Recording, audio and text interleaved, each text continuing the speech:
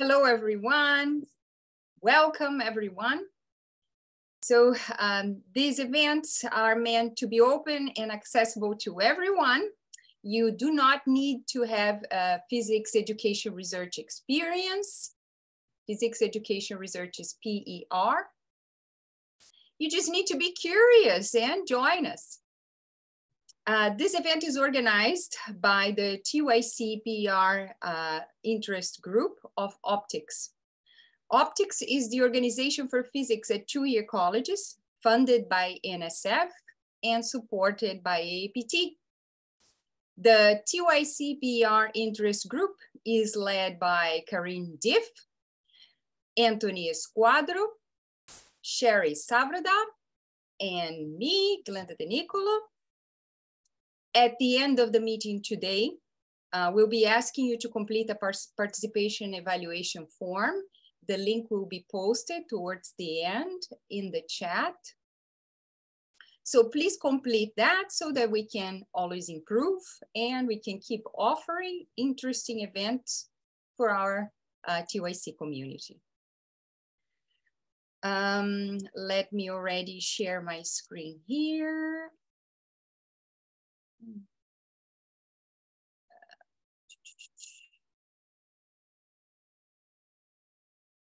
So we would like to advertise the some upcoming events for that OPTYCs is organizing. So as you can hopefully see here, there will be a virtual workshop about team up together with OPTYCs on March 11.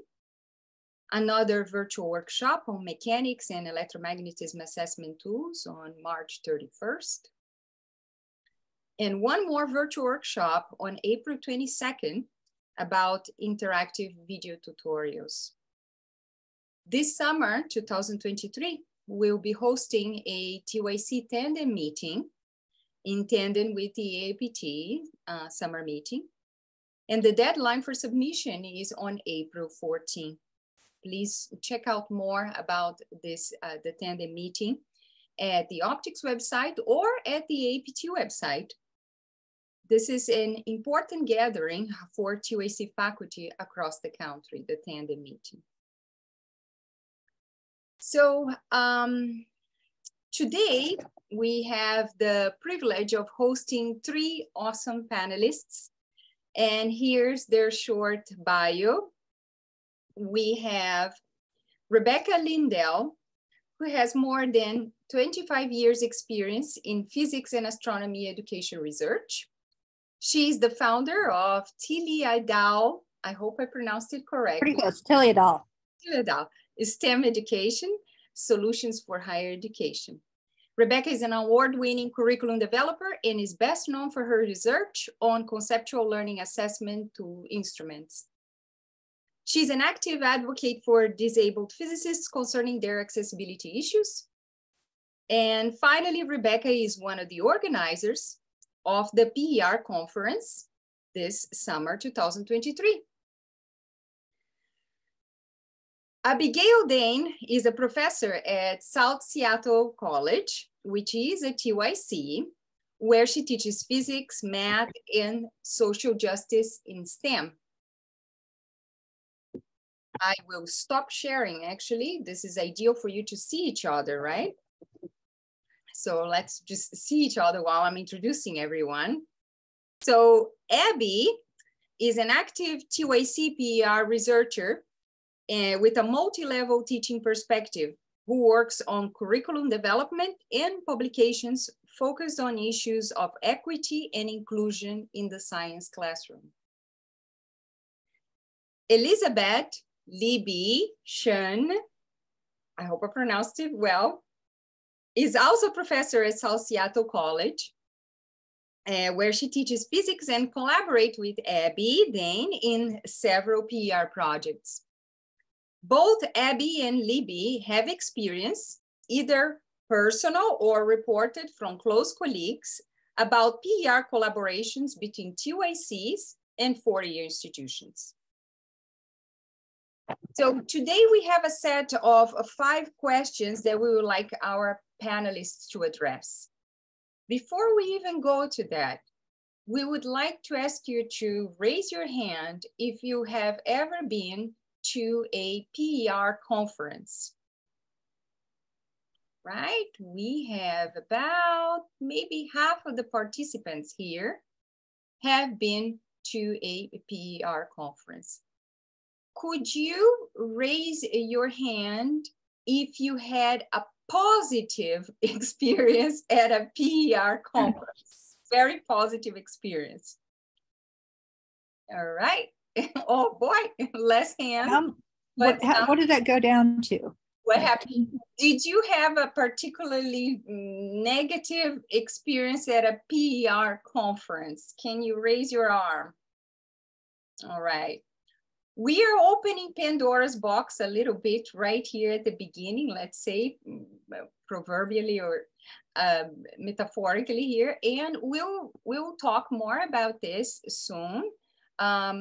We have 5 very interesting, good questions for our panelists that hopefully will address many of the things that are in everybody's minds at this point and clarify many of the points, and then we'll open the discussion to everyone.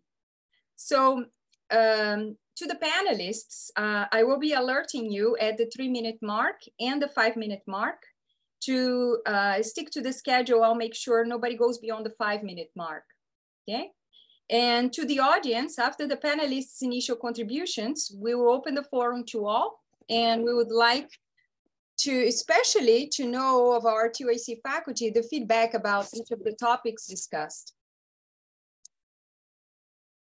All right, to our panelists, we will start with Rebecca in general, and we go Abby and Libby.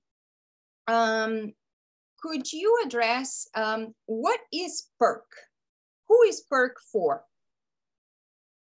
Well, PERC is the, I'm not sure, so it's focusing, change my view quickly. So the Physics Education Research Conference is a conference that's been held every year after the AAPT meeting, in the summer AAPT meeting, since 1997. The original group meeting of this happened in 1996 at the University of Maryland as an informal just get together of the researchers and their graduate students. And those were the primarily people that attended the PERCs in the beginning. At some point in time, the PERC became a conference that was offered as a companion conference with AAPT. And at that point, some of the things had to be adjusted. One of the things I find interesting is that with the creation of the AAPT's PER topical group, that this is where our part of the community receives funding to run the PERC, among other things. So I am fully convinced, trying to convince others, that the PERC should be for the entire membership of the PER topical group. I was wondering really quickly, how many people are members of the PER topical group? Okay, can you guys do the, like Anthony just did, do the hands up that way? Okay. We do have about 4. That's what I count here. 4 of Okay, thank you. I'm just having trouble seeing everything. Okay. But all of you are interested in PER. Is that correct? You're all here. So I would ask you, why haven't you joined the PER topical group? Maybe you don't realize it's for everybody who's interested in PER, not just for physics education researchers. We have people that are informed professors that come, who want to be informed instructors, teachers, things like that. We have people that are doing research. We also have people who want to learn how to do the research. So how is it that if I'm a faculty member at a 2-year college or something, or a 4-year school or a high school or something, and you want to start doing PER, are you welcome there? Yes, you are. And so the PER, or the PERC, excuse me, is held, as I said, held every year. This year, our focus of the PERC23 is actually trying to work together to strengthen the PER community of practice, because we realized it can't just be a bunch of people working in the silos, that we need to start communications between ourselves and other community members that are closely aligned. As I said, I would assume everybody in this meeting would be somebody who would like to attend the PERC, well, hopefully would like to attend the PERC and also join the PER topical group. 3 minutes. I think I'm done for now. Now for Rebecca, you do have a total of 5 minutes, and eventually I would like you to address some of the things that are very interesting there, the new things that you are going to implement. You mentioned to us that you're planning to implement for this summer. Okay. What we are doing to build these communities and help us work together to strengthen it, we are introducing, the way that the PERCs normally run is that there are several plenary discussions, as well as, which is like a single researcher coming up talking about their research or some such. And then there are also what we call PERLOC sessions, which are sort of breakout sessions on different areas of interest to different members of the PR community. What we do with the PERC is that the organizers choose this plenary speakers, and they work to try and get the word out and make an interesting conference. But majority of the breakout sessions, parallel sessions, all of that is submitted by the community. That they work together. Say, one of the things we're introducing for the first time this year is Community Connects or Community Connections. We haven't decided yet, which will be specialized times where communities, be it the community, say, two-year college PER faculty, or two-year college people that are interested in PR, or people that are, say, solo PR, or people that are, oh, I'm a master's of arts in teaching. I'm a two-year college instructor, or excuse me, I'm a high school instructor. How do I get involved in this? Because I do research in physics and physics education. Then,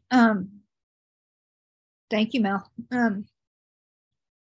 The other thing that we do is we're trying to provide the opportunities for us to sort of use the workshop times to participate in learning skills, demonstrating skills. Okay, there's my 5 minutes.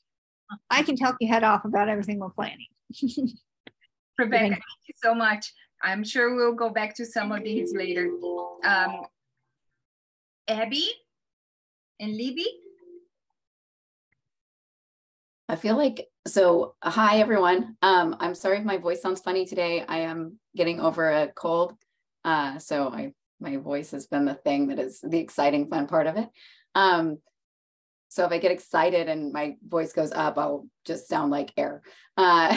So anyway, I actually want to sort of combo this with Libby. So I started out as a graduate student in PER. And so I got to go to PERC with an advisor who is sort of leading me through the conference and other people who she introduced me to. And so I felt very welcomed initially into the PERC community because I had people who were taking me around, just like Chris made that suggestion in the chat about buddies. Like I felt like I had a safety net, and it was still pretty intimidating, right, to go into this space as a newcomer. So I think the folks working on PERC have been working to try and make spaces so like they've organized, dinners where you can sign up for a topic, so you don't have to know everyone and you start going in that way. But I feel like there's a lot of work to be done in PERC for mentoring people who are not integral parts of that community specifically. And so like Libby, as we started working together, I was like, come to this conference with me. And she was like, it's not my scene. I don't do PER. I'm a practitioner. And and so I'm totally speaking for you, Libby, so correct me if I'm remembering this wrong, but I basically dragged her there. You know, she was hanging on by her teeth barely, kind of thing. I was just like, we're going, you know, and she was like, fine. And what? She did not feel welcome. I don't know. That's a good question for you, Libby, actually. What was your impression at that point? I mean, you're accurate that you kind of like cajoled me into going. Like I wasn't like, yay. I mean, it was a fun experience because I had you to kind of pal around with us. So I wasn't just left kind of meandering around sessions by myself, like everyone talking, kind of just wandering around going like, who do I talk to?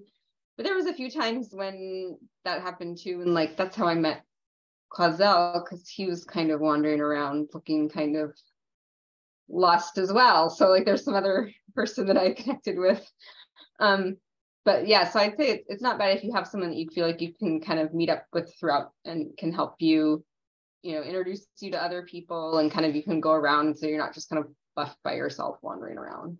But it's been a few years now, so it was kind of a while back. It was pre-pandemic. And I think I would need a buddy again if I were to come again. Like I wouldn't feel like I could just jump in. Good news is we have buddies planned for this year. Ooh. I think also having a buddy who doesn't know along with you is like a thing that's really helpful, right? So like if we could figure out a way to get folks who are interested in going to PERC, thank you. I was going to say three people, you know, that you could connect with like 2 or 3 other people where you're just, you know, sort of committing to check in with each other and like maybe attend the first session together or choose, you know, make those decisions, because a lot of times there's just like paralysis by analysis going on where it's like there are choices and I don't know which one to do and what's the right move in this space. And I still feel like that as a person who's been several times. So I also feel like there's a lot of, I guess the elephant in the room maybe is that a lot of university physics folk who are in PER are not very in tune with 2-year college folk. And so a lot of times there'll be things that are said that are really, down on like different forms of teaching, right? And so like I think that there is a cultural difference between the 2 groups, and so like having those conversations explicitly, I think Chris is trying to set that up this summer to talk a little bit about the toxicity between the 2 factions is really important, and I think it'll really help build some bridges between people. And I'm cut off. Go for it, Libby. You know, we'll have opportunities to go back to this. I want to, as we are going to the next question, Rebecca, I think I heard from you that the PERC is for both users or practitioners of PER results that apply in the classroom, etc., as well as people who are publishing and are producers of, say, PER. Is for both. But is producers and consumers? It's for both. But is it, so what type of papers are accepted to be presented at PERC? In other words, what is PER at PERC? Is it the practitioners and the users and their experience and their feedback, or real new physics education research material? Yes. The way it works is that we open up the abstracts for the sessions, and we have these poster sessions. We have 3 different ones. The first one, you'll be happy to know, is for first-time PER people, or people that haven't, may have been people who have not been to the PERC in a long time, or have been sort of, but these first-timers, these people. And the other 2, so that's on Wednesday afternoon. One of them is on Wednesday evening, and then another one is on Thursday during the day. And what happens is we have a large group of people. We'll split each session into 2 groups. Even groups go first for 45 minutes. The The odd groups go for the last 45 minutes. People socialize and gather things around you. One thing we're doing is in 2016, last time I organized the PERC, we introduced the idea of a first timers and undergrad session, so that people could get this, have this opportunity. I should have talked more to my colleagues, but have the opportunity to have us as a community welcome you to the fold. I thought by just creating it, they would come, but I think I need to sort of encourage other people to be welcome. One of the things we're doing this year is we are having welcoming ambassador volunteers. These are people that are especially friendly, who have actually are known to be very welcoming to the PR community, to new people into the PR community. And we only have found one so far, but I will say he's the first person that I met at a PERC back in 1997, who was welcoming to me as a first-year graduate student. But great guy, Brad Ambrose, for those of you who know him. So we're still looking for additional people on different walks of life, different things, people that are maybe in the two-year colleges that have been to PERC and actually have had successful working relationships with PR folks. As I said, I don't know. Okay, once you submit an abstract, if you submit an abstract by the appropriate deadline, you can also submit a 4-page paper. It's really a 5-page paper now. The first page is the title, the author affiliation, abstract.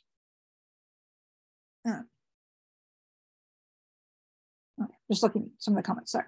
I'm going to turn those chats off. So I'm going to get distracted. Okay, so what happens is, unfortunately, because the APTs are earlier this year and last year, the deadlines are like May 15th to submit the PERC paper.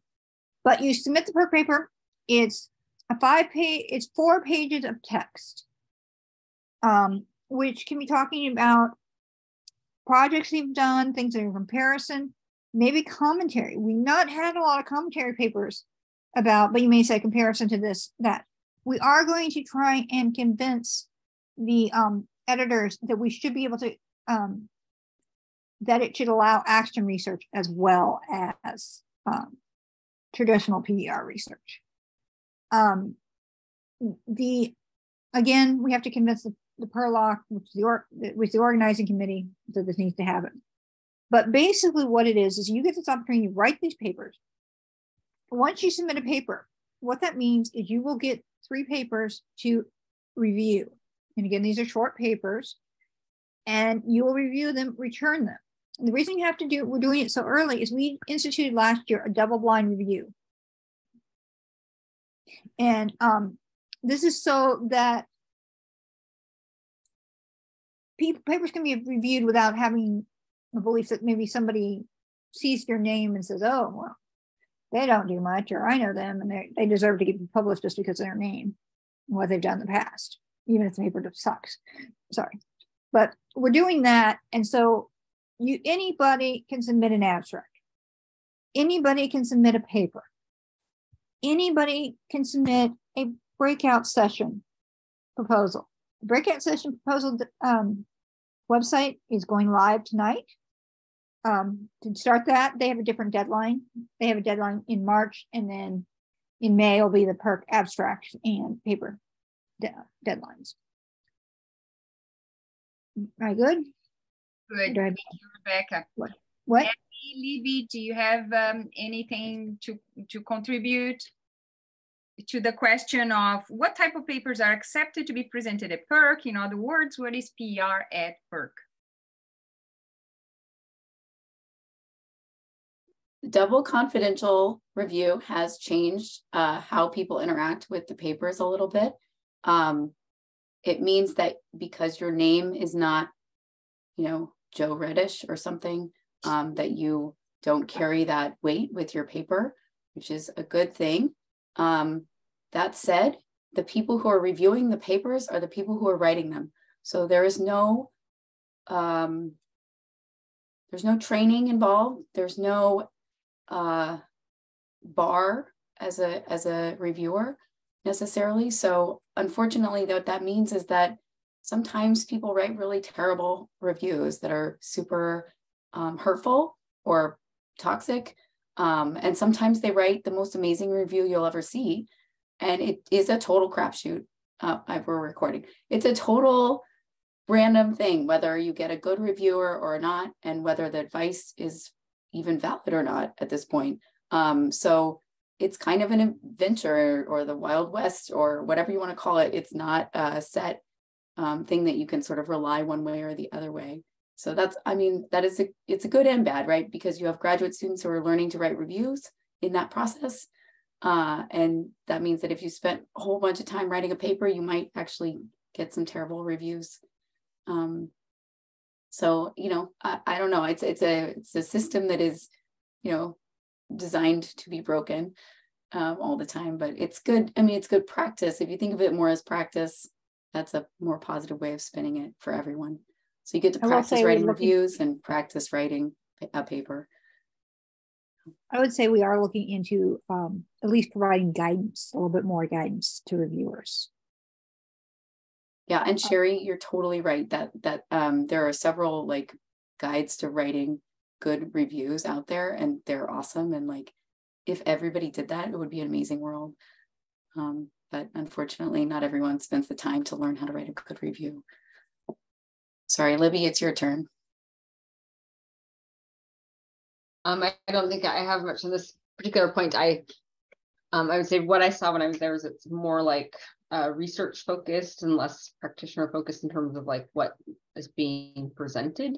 But because like you hear Rebecca and Abby saying, it's kind of the conference for where undergraduates and graduate students go and kind of get their footing in the community. So it's kind of structured around that. But there's useful things for practitioners, I would say more. I just generally don't give presentations and talks, so I would never be trying to do that. So I'm like, I would dodge that bullet.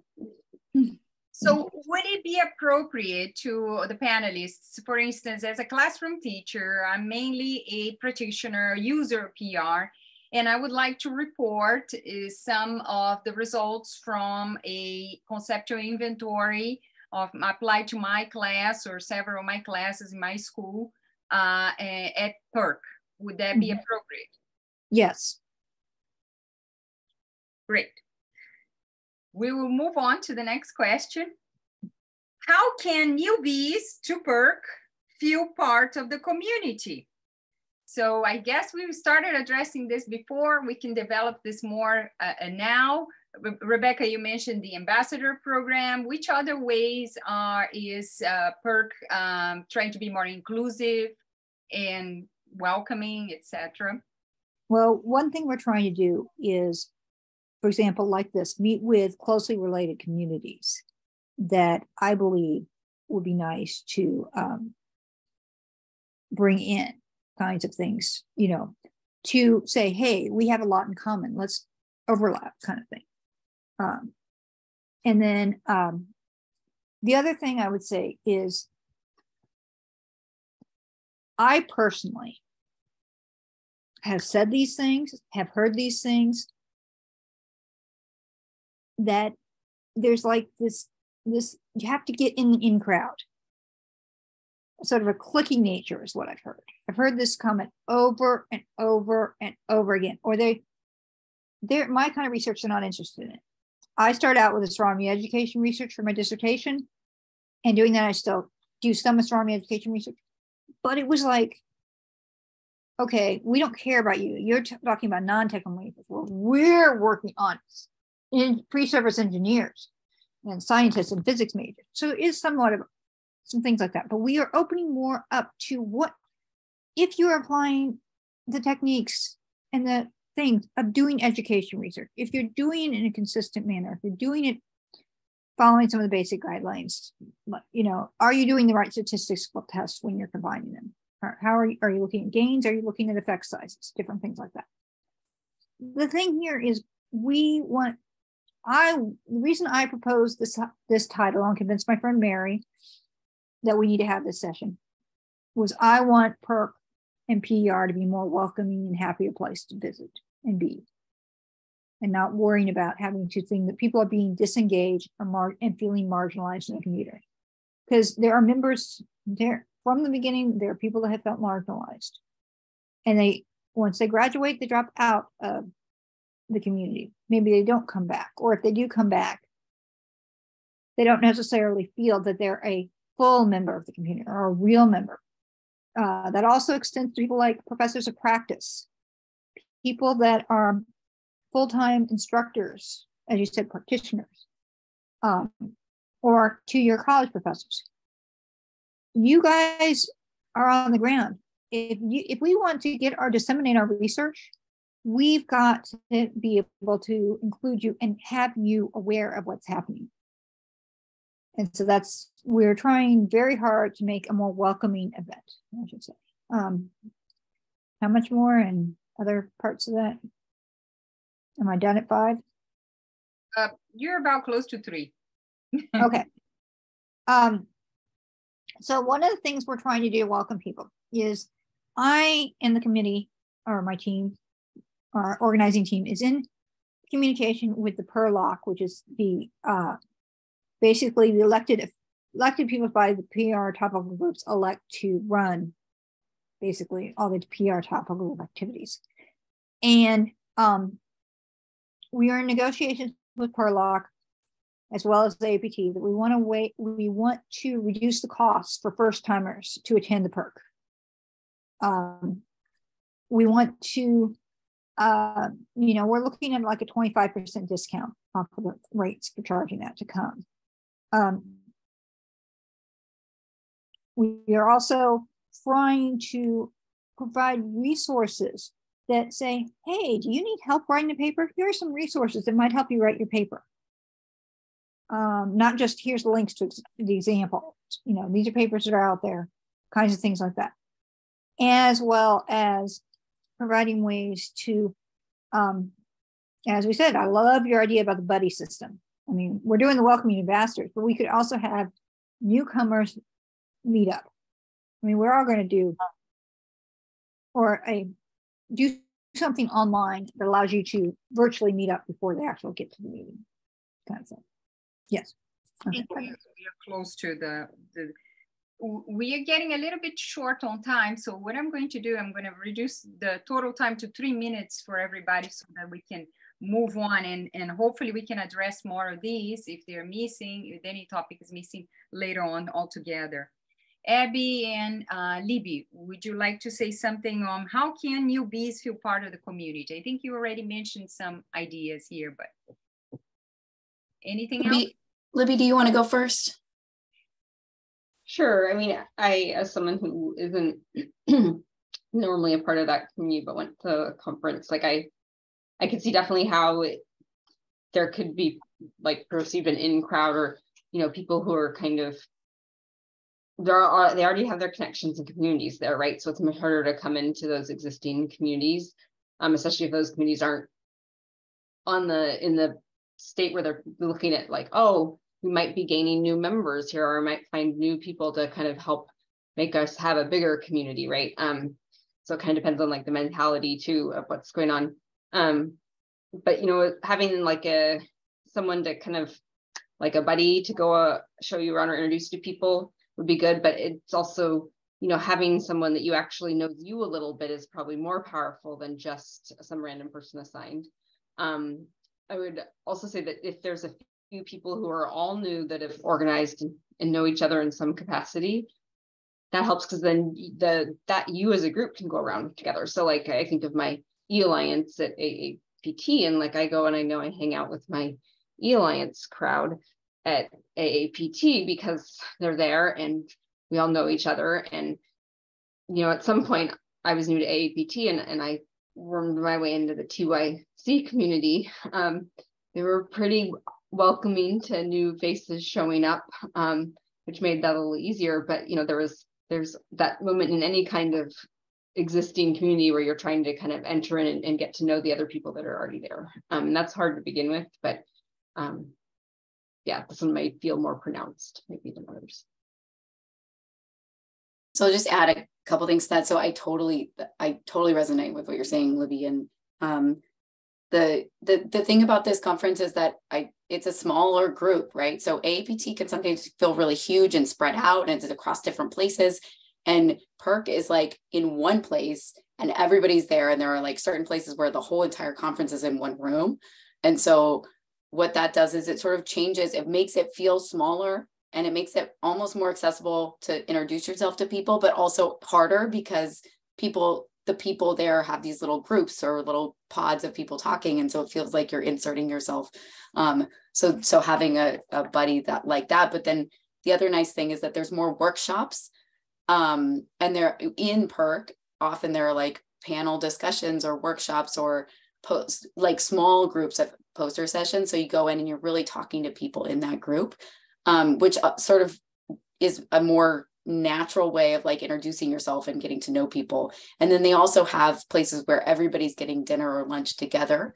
And so that sort of is another opportunity to sit next to someone or introduce yourself and be like, can I sit by you? I don't know anybody here, right? And like people, if you say stuff like that, people are all about like, oh yeah, join us, please join us. You know, like I can't imagine a world in which someone's like, nah, we're good, you know, like get out.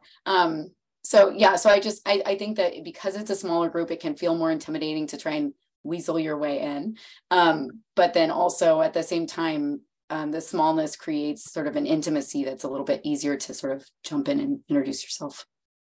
So give it a try. If you're very shy, give it a try. There are also, if the issue is shyness or right that first feeling of is it a group that will welcome me, there can be that. Give it a try.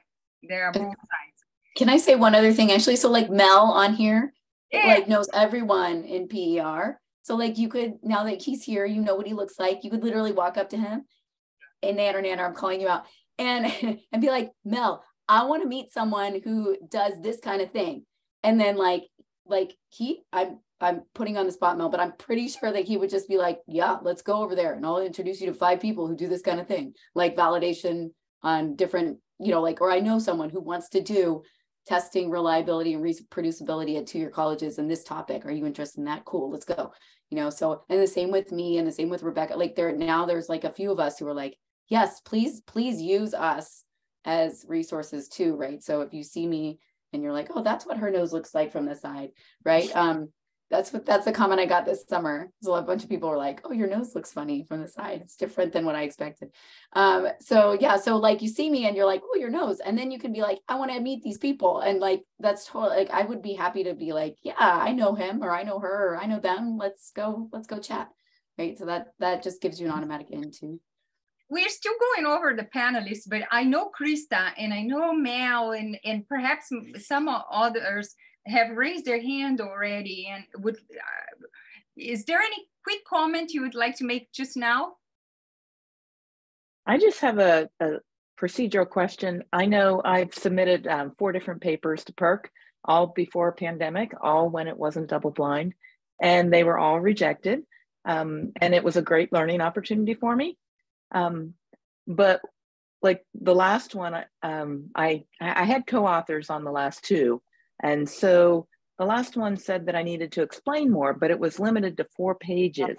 And I noticed that last year there were 6 pages, 4 of the actual article, but then, so is that still going to be the case? Because yes, 4 pages it's really like 4 hard pages to, where the title and abstract and the author separate on 1 page and the references are on another. Used to be we had to have everything in that 4 pages. So yes, that is. As for if you get rejected, I know in the past that people are willing to sit down with other people to say, hey, well, let's figure out what if your article is worth anything.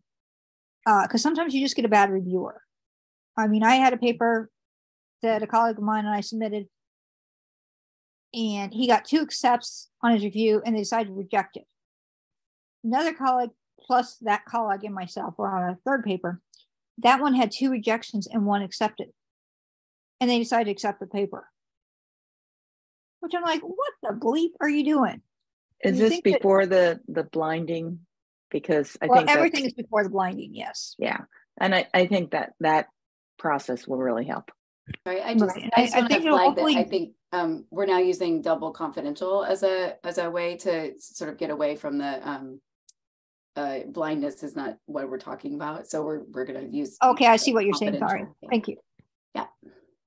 Awesome. Thank you. We are going to move to the next question. Why would a TYC, maybe we can answer that with a quick one. Why would a TYC faculty member want to come to PERC? Because they want to learn more about physics education research, as well as maybe practicing it or saying, I want to do research on my own students. Is that an acceptable thing? Or because it's a place to find collaborators? To find collaborators, network, share, discuss, things like that. Abby, Libby? It's pretty fun sometimes. I have a good time often. I think that covers it for me. We have several of our participants that answered in the registration form that one of their motivations is they want to start PR, they want to find collaborators, and also that would be a good opportunity as well, right? So our final question for our panel, and then we open the forum. In what ways does PERLOC and friends perceive useful collaborations with TYC faculty? As partners, or how else? Or is it a top-down view? Is it a horizontal view, a collaboration with partners? How does that? I can't speak for PERLOC because we don't have a quick statement on this kind of thing. We don't have a blanket statement. I can speak for myself. One of the things I shared is there's 3 types of collaboration. I shared this with myself, Chris, yes. Linda and Chris, to say, hey, is this the kind of viewpoint you want? So one of the types of partnerships that we'd like to have is, I am currently working on a research project where we are developing a fluids conceptual evaluation. This is you can call it a concept inventory, though there's a whole big, we won't talk about that.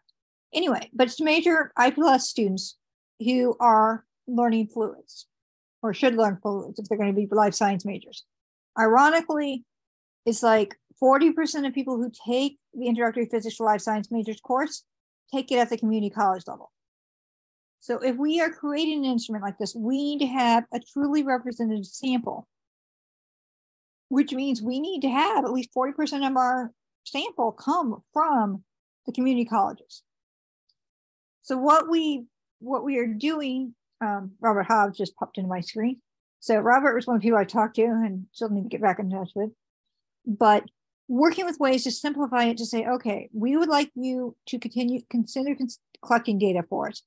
We have a grant for this. We're willing to pay you to do this, and we are willing to pay your students to do this, to allow us to interview them. And we were running into a lot of troubles with that. So that's one type of collaboration. Another type of collaboration is, I want to do PER. I want to get involved in a PER. I have ideas. I think my ideas are valuable. Where do I go from here? My entire company is designed to do that because I know that's a need a lot of people have. I want to do something. I think it's a PR project. How do I do this? So you start to see a mentoring relationship start up, and you work together like any good mentoring relationship. And as you proceed in your expertise, the scaffolding comes away. The third kind of partnership is your friends. You meet up at the meeting. You sit down, you're having coffee or whatever, and it's like, I have this idea. And the other person at the table says, wow, that is a great idea. What if we do that and do this that I've been thinking about for my classes? What do you think about this? And so you start talking about it, and somebody says, I think that would be an IU's proposal, the undergraduate whatever IU stands for. I can't remember off the top of my head. And they said, okay, how do we go about doing this? How do we work together? And there may be one person that's from a 2-year college, and there may be one person that's from a 4-year college. I mean, if you're all 2 years and you all don't know the answer to that, then you find people like me who are resource agents. as well out there, I'll say, okay, I will work for you. This is the amount I charge. It's very reasonable, and get to it. So how do we pull them together? So my thing is, this is a big disconnect for us, because we want to come in and work with you, but we don't want to know, we want to know what you would like from us in return, because I keep hearing this, what do we get? What do we want? So I'm like going, well, we're paying you, which is if we have a grant, we can pay you, but not that it's just, that's a comment. I was told I shouldn't say that comment, but it's just like, it represents, I'm going to do my more understanding. So to me, my question to all of you is, if you would like to participate in a PER project with a PER four-year college person, what kind of partnership do you want? What kind of things would you like to get involved with? And what do you foresee your role being in the project? So that's my challenge to you guys. All right, now to the others. Abby and Libby. Thank you. Mm-hmm. I'll defer to Abby. Think she's got a lot of good ideas about this. I lost track of the question, and I don't know. Robert's been holding his hand up for a really long time, so I feel no, Rob, would you like to say something on that respect? So this question is about what is the view that PERC, PERLOC, etc. have of what this collaboration with two OPTYCs, what do you think collaboration means for them? How do they perceive this collaboration, or the PERC community, etc.? Right, as partners, as a horizontal partner collaboration, or is it a top-down thing? How is this collaboration perceived? Okay. Okay, so Robert, I'm just going to say something really quick, and then it's your turn. Okay, so my perception is that almost every single time, not all, but every single, let's say 80% of the time, I am solicited to do research as a PER researcher in a two-year college. It is a top-down. We don't want you, we don't want your opinion or your expertise. In fact, do you even have expertise? We just want to record your students and get the info from you. And it is so insulting. And people, and I've actually, because I know some of these people personally, and I really respect their work, I've reached out and I've said, hey, this is pretty insulting the way that this was presented to me. And they've been like, oh, whoops, sorry. Like very little, real awareness of what kind of positioning they're putting themselves as the person of power and knowledge, and that you're just someone they're going to use. And so, but there are people, in fact, one of them, Mel, is in this room right now, who actually really do respect and are aware of the expertise in this group right here. We have so many smart, amazing experts on how to teach two-year college students and who our students are and what they need. And that is something every single one of you should be proud of, and hold your head high, and not let the PER community do that to you. So that's what I'll say for now. Okay. It shouldn't be a mentorship. It's a partnership, because you all are. That's why I said that's a third type of thing. If you want to have it be a partnership. Yeah. But I'm just saying mentorship is also a type of relationship. If you're wanting to learn how to do PER research. I mean, you obviously know how to do it because you got plenty of training in it. But there are people out there. The forum is officially open to everyone. Robert, you've had your hand up. Please speak up. Feel free. Feel welcome. Oh, you're mute. I keep making little sounds like I'm going to speak, and nobody knows that. Thank you. I'm especially glad that Abby went first, because part of my observation was in contrast exactly to what she identified. And that is that if all of the research, Rebecca's statistic about the 40% is really significant. If all the research is then only done in places with the company of folks like Abby, then you have a population of students that is already selectively biased. You're not testing your basic TYC faculty, TYC student. And so it is incumbent on the community, the whole PERC community, whether TYC, 4-year, whatever, that we make inroads into a broader part of that community. And that's going to be a challenge. And if you think that getting people who have professional experience that you are treating like just objects is insulting, getting the rest of those people to come on board is going to be even more challenging.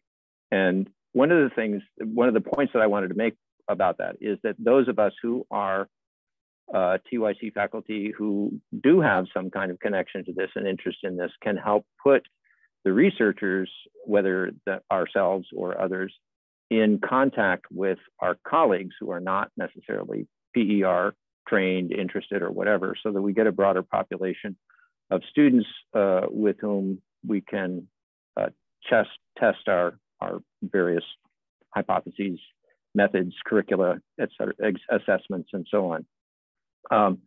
But it is really, it really has to be done in the context of the situation that Abby was so well describing. Yeah, so that was my bit. That brings me a lot to think about this, because I am worried about this issue and trying to grasp it. As Linda and Chris can say, I've been sending out emails going, okay, this is what I think you're saying. How does this fit in? And you want to take your hand down, Rob?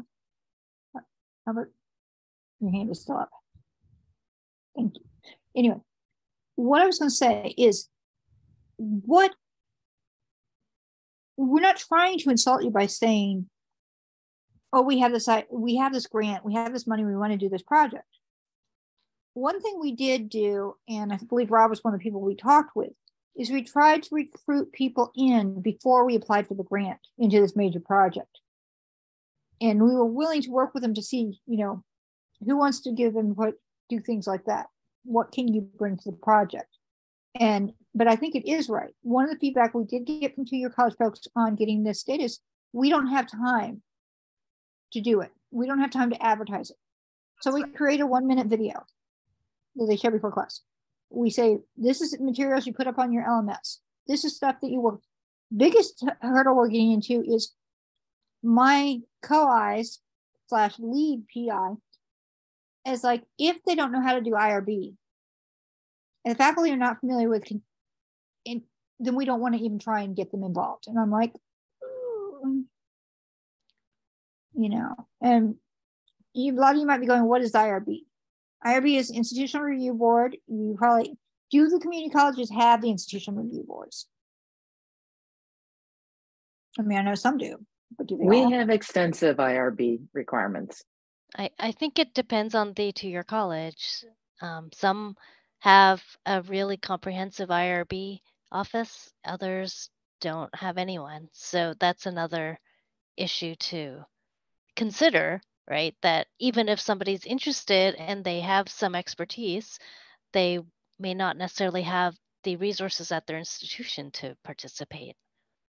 One thing can I share that with a situation we talked about, Rob and Robert, sorry. So Robert and I talked to Robert about becoming a fluids conceptual evaluation interview site for his students to participate in our interview protocols. And one of the things he had said is, we don't have, our IRB person has been, IRB person is, I don't remember what the whole situation was, but basically you were out of luck with IRB. So what I did is we found a way around that. So we went in, because he said that specifically, I went in and we found that you can have an IRB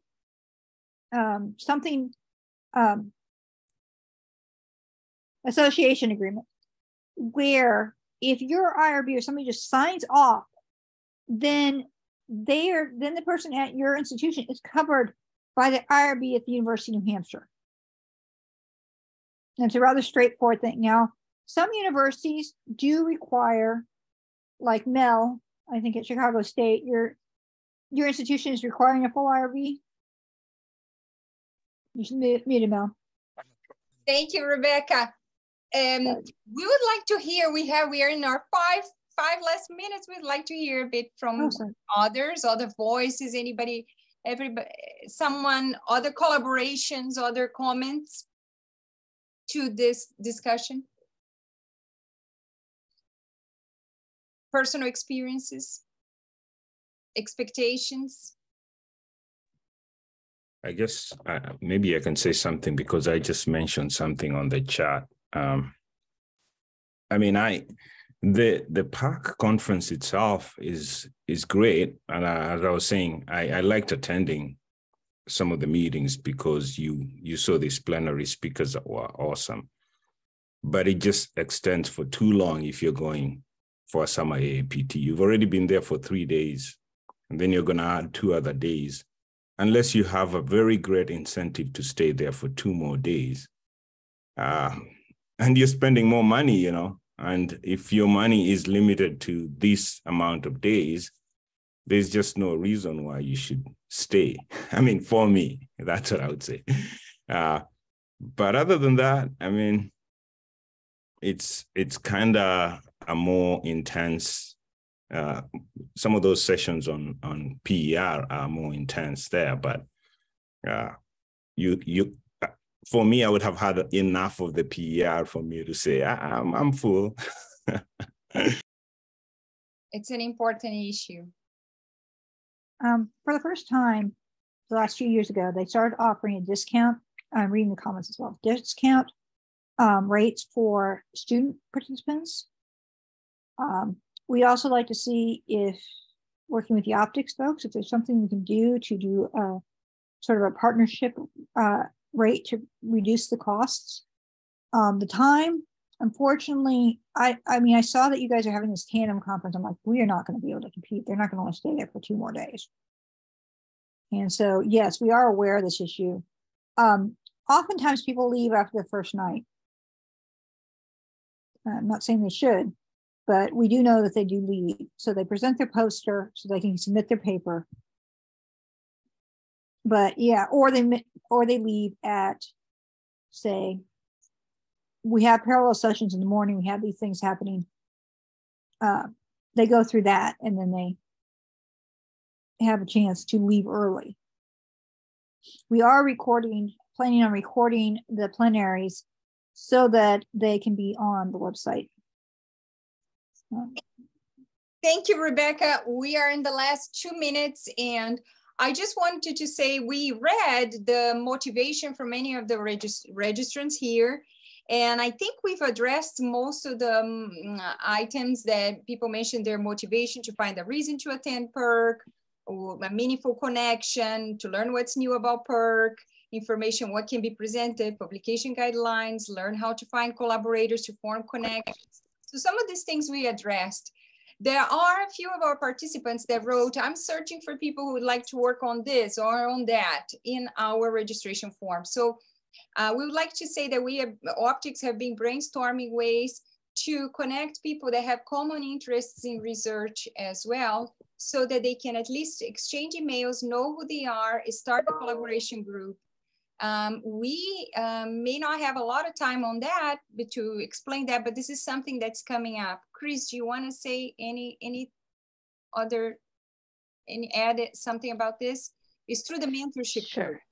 Yes, so we have a mentoring program at Optics that we're starting up, and one of the ways we're envisioning it is less of a mentorship and more of a learning community or a community of practice.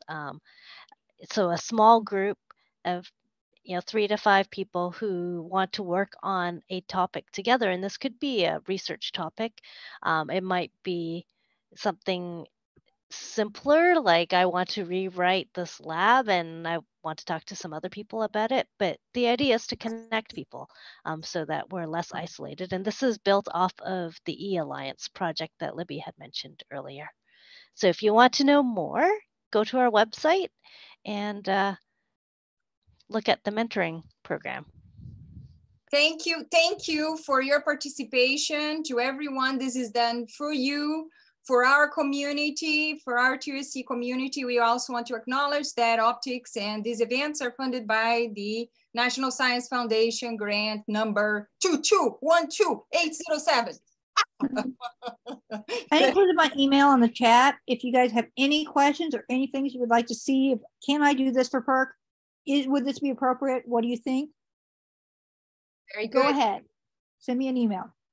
Thank you, Glenda. Thank you. Thanks, everyone.